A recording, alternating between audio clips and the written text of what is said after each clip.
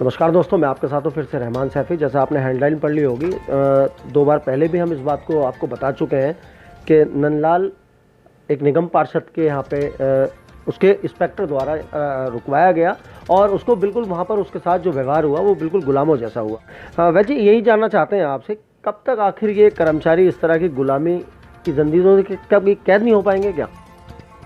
सैफी साहब नमस्कार, आपका धन्यवाद करता हूं। आप समय समय पर मेरे पास भी आते हैं, सभी यूनियनों के पास कर्मचारियों की समस्याएं भी बताते हैं और मैंने आपके चैनल के माध्यम से हज़ारों बार निगम के भ्रष्टाचार के विषय में बताया। और ये भी एक भ्रष्टाचार है कि ये तो कच्चा कर्मचारी है, 14-15 हज़ार रुपये दिल्ली नगर निगम जिस कर्मचारी को दे रही है उसके बदले में निगम पार्षद अपने घर का काम कराए, सब्जी मंगाए।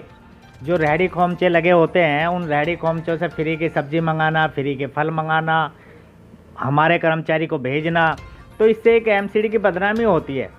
2-2 रुपये के फल निगम पार्षद फ्री के मंगा रहा है अगर रेहड़ियों से, तो आप लगा सकते हैं कि निगम की क्या स्थिति होगी निगम पार्षदों की। और सारे निगम पार्षद एक से नहीं है, मैं सबको नहीं कहूँगा, क्योंकि कुछ निगम पार्षद बहुत ही बेइंतहा अच्छे हैं कि वो अपने पास से भी, लेकिन हैं इस तरह के बहुत कम। तो आपके चैनल के माध्यम से सैफी साहब बताना चाहता हूँ कि ये मैं कई वर्षों से इस लड़ाई को लड़ रहा हूँ और मैंने समय समय पर कमिश्नर साहब को, बड़े बड़े अधिकारियों को लिखित में विद फोटो विद वीडियो अधिकारियों को दिया भी। देखो, निगम पार्षदों के घरों पर 3-3, 4-4 कर्मचारी, सफाई कर्मचारी काम करते हैं और उसके बाद फिर आप लोग कहते हो सफाई व्यवस्था भी सुधरे, तो ये नहीं हो सकता। मैंने स्टैंडिंग कमेटी चेयरमैन कपूर साहब को तो ये भी बताया कि जो आपके घर पे 2-3 कर्मचारी लगे हुए हैं, उन 3 कर्मचारियों के बदले में या 2 कर्मचारियों के बदले में एक एएसआई को क्या करना पड़ता है, आपके चैनल के माध्यम से बताता हूँ। कि जो चैनल आपके जो निगम पार्षद के घर पे 2 कर्मचारी लगे हुए हैं, तो जो हाजिरी पे और 10 कर्मचारी होते हैं ना, कुछ मुकेश वैद जैसे लीडर टाइप के, वो कहते हैं कि भाई पहले जो निगम पार्षद के घर 4 कर्मचारी या 2 कर्मचारी लग रहे हैं, पहले उन्हें बोला मैं तो तब सफाई का काम करूंगा।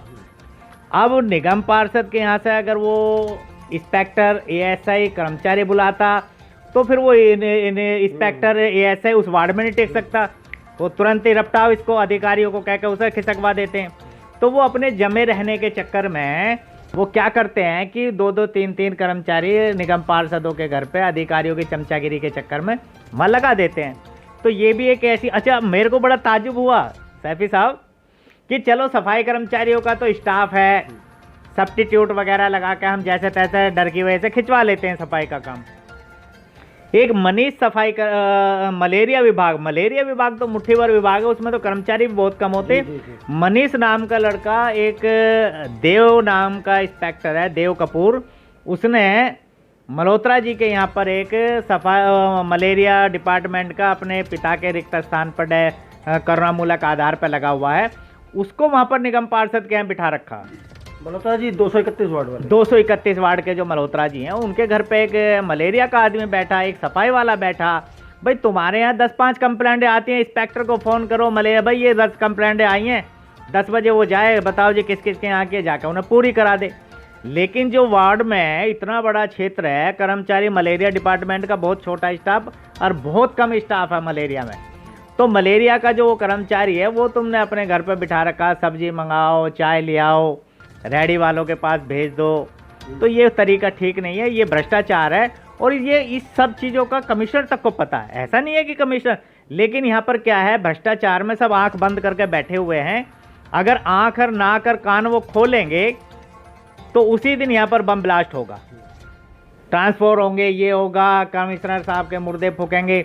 यहाँ पर एक कमिश्नर साहब आए थे, रणवीर सिंह जी, वो बहुत बढ़िया आदमी थे, वो इन चीज़ों पर बहुत ध्यान रखते थे कि कहीं कर्मचारी का शोषण ना हो, किसी के साथ अत्याचार ना हो, तो टिकने नहीं दिया। तो यहाँ पर अच्छे आदमियों की कदर नहीं है। और जैसे मैं आपके चैनल के माध्यम से बताना चाहता हूँ, यूपी में जो मुख्यमंत्री जी हैं, उन्होंने जितने भी आईएएस और जितने भी बड़े लेवल के अधिकारी हैं, सबका डाटा मांगा हुआ है कि भाई डाटा दो, पर साल की तुम्हारी कितनी इनकम है और अगले साल वो कितनी हो गई, उससे अगले साल कितना बचाया। लेकिन मैंने एक यूट्यूब में पढ़ा था एक चैनल के माध्यम से उसमें बता रहे हैं कि 256 के करीब आईएएस और बड़े अधिकारियों ने डाटा नहीं दिया। क्यों? कि डाटा देते ही वो पकड़े जाएंगे। और हमारे दिल्ली के जो मुख्यमंत्री हैं, वो तीसरी बार जो मुख्यमंत्री बने हैं, वो तो बने ही भ्रष्टाचार के ऊपर हैं, लेकिन मेरे को बड़ा ताज्जुब होता, वो भ्रष्टाचार पर कभी नहीं बोलते। जो बने ही भ्रष्टाचार के उससे मुख्यमंत्री हो, आजकल वो भ्रष्टाचार छोड़ दिया उन्होंने। उन्हें पता कि तुम्हारे नीचे भी भ्रष्टाचार हो रहा, अगर तुम इनकी नहीं खोदोगे तुम्हारी खोदेंगे। तो भ्रष्टाचार को छोड़ के आजकल वो पानी फ्री, बिजली फ्री, इन चीज़ों पर, क्योंकि इन फ्री वाली चीज़ों से वोट मिल जाएंगे, भ्रष्टाचार से अधिकारी उनके खिलाफ हो जाएंगे, उनके भी विधायकों को कहीं ना कहीं उसी मुख्यमंत्री की बात है, दिल्ली के उन्हीं मुख्यमंत्री की बात है, जिस तरह से एक पुलिसकर्मी जिसकी महामारी से डेथ हुई, उसको 1 करोड़ की घोषणा, उसको नौकरी भी दी गई उसकी वाइफ को। अभी एक हमारी एक कर्मचारी है, उसको कोई नहीं मिली। और एक अभी शिक्षा विभाग के कर्मचारी की रिसेंटली डेथ हुई है, उसको भी 1 करोड़ की घोषणा हुई है। लेकिन कर्मचारियों के साथ इसी मुख्यमंत्री का कुटारा खाता है, क्या कहेंगे? देखिए, हमारे जो अधिकारी हैं निगम के, ये सही रिपोर्ट नहीं देते। इनके पास कोई कागज़ भेज दो, उसे घुमाएंगे। मेरे को भी अभी आपने वो एक जो डेथ हुई थी उसके फादर की, विनोद हरलाल की, वो बता रहा है कि वो कमिश्नर साहब के पास गए रिक्वेस्ट करने के लिए, तो उन्होंने कहा कि तुम नौकरी करके क्या करो, रेडी खोमचा लगाओ। अरे भैया, ये वाल्मीकि हैं, इनके हाथ से कोई रेडी खोमचे वाला खाना नहीं लेता, इनसे तो दूर बच के भगते हैं। तो अच्छा, रेडी खोमचा भी चलो मैंने मान लिया, लगा देंगे, आप लाइसेंस दे दो। कल को वहाँ इंस्पेक्टर पुलिस वाले पैसे उगाएंगे या उसको भगाएंगे। तो ये भ्रष्टाचार है। और जब सरकार ने दिल्ली, अच्छा नॉर्थ वाले जो वो हैं कमिश्नर साहब, साउथ वाले, उन्होंने तो 10 लाख की तो उन्होंने खुद ही घोषणा की है, वो 10 लाख भी आज तक नहीं मिला। 50 लाख केंद्र सरकार के हैं, वो भी नहीं मिले। 1 करोड़ दिल्ली सरकार के हैं। तो आपके चैनल के माध्यम से हाथ जोड़ के तीनों, केंद्र सरकार से, दिल्ली सरकार से और निगम से प्रार्थना करता हूं कि गरीब की दुआएं ले लो, बद्दुआ मत लो, गरीब रो देगा और तुम्हें जड़ से खो देगा। ये तो तय है कि मोदी जी की सरकार है, ये भ्रष्टों को तो खोना है, ये तो मेरे को लगता है, ये तो तय है। पर कुछ समय लग रहा है, धीरे धीरे धीरे धीरे। निगम का तो मैं किसी दिन ऐसा पुलिंदा बंधवाऊंगा कि आपके चैनलों के माध्यम से पूरी मीडिया की प्रेस कॉन्फ्रेंस करूंगा और उसमें विद सबूत, ये नहीं कि बगैर सबूत के, विद सबूत के एक एक चीज़ दिखाऊंगा, तब कहीं जा कर के। और ये जितने भी निगम पार्षदों के यहाँ कर्मचारी लगे हुए हैं, यदि ये रोडों पे आ जाएं। अभी एक ऑर्डर में मैंने आप ही के चैनल के माध्यम से सचिन जी का एक इंटरव्यू सुना था, उन्होंने एक ऑर्डर निकाला है कि भाई जो कर्मचारी वैकेंट पोस्ट जो रिटायर हो गए हैं या मर गए हैं, उनकी वैकेंट पोस्ट पे कर्मचारी लगाए जाएं, अस्थायी किए, पक्के किए जाएं। लेकिन मैं उन अधिकारियों को बता देना चाहता हूं कि शायद वो तनख्वाह तो मोटी मोटी लेते हैं, लेकिन उनको काम के बारे में ज्ञान नहीं है। जो एक वैकेंट पोस्ट होती है उस पर 20 कर्मचारी, सफाई कर्मचारी लगाए जाते हैं और एक पोस्ट पे जो 20 सफाई कर्मचारी सब्स्टिट्यूट लगाए जाते हैं, उन 20 कर्मचारियों से 100 कर्मचारियों का काम लिया जाता है। जो निगम पार्षद और अधिकारियों के घरों पे काम कर रहे हैं, वो इस वजह से कर रहे हैं, वो जो वैकेंट पोस्ट पड़ी हुई हैं, उन वैकेंट पोस्टों के ऊपर एक वैकेंट पोस्ट पे 20-20, 30-30 कर्मचारी काम करते हैं। और ऐसे भी कर्मचारी हैं, सफाई कर्मचारी, एवजीदार, जो तनख्वाह 2 दिन की लेते हैं, तनख्वाह 5 दिन की लेते हैं, लेकिन काम सैफी साहब पूरे महीने करते हैं। वो सिर्फ इस उम्मीद में कि कल को मैं पक्का हो जाऊं, मेरे बच्चे पल जाएं। तो ये एक बहुत बड़ा भ्रष्टाचार है और इनको वैकेंट पोस्ट खत्म करने दो, इन पर पक्के करने दो। फिर मैं इस एमसीडी की स्थिति बताऊंगा कि इस एमसीडी की स्थिति क्या होगी।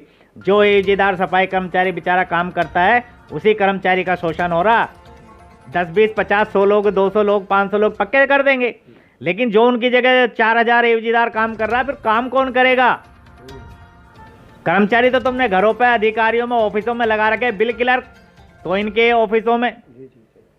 बिल्कुल वैसा आपने एक बहुत ही सटीक जानकारी दी है। और हम भी आपको एक बात बताना चाहते हैं कि मुकेश वैद्य जी ने एक बहुत ही अहम जानकारी, हम एक कर्मचारी की परेशानी लेकर जो है वैद्य जी के पास आए थे, उन्होंने दूसरे के भी खोल दी और बाकी सैकड़ों के भी खोल दिए साथ में। और ये भी बताया है कि वो जो ऑर्डर निकाले गए हैं प्रशासन की तरफ से, उससे जो कच्चा कर्मचारी है उसका कितना बड़ा नुकसान हो सकता है। तो दोस्तों, अगले मुद्दे के साथ, इसी बात के साथ, एक बहुत बड़े मुद्दे को लेकर हम आपके सामने फिर हाजिर रहेंगे। जय हिंद।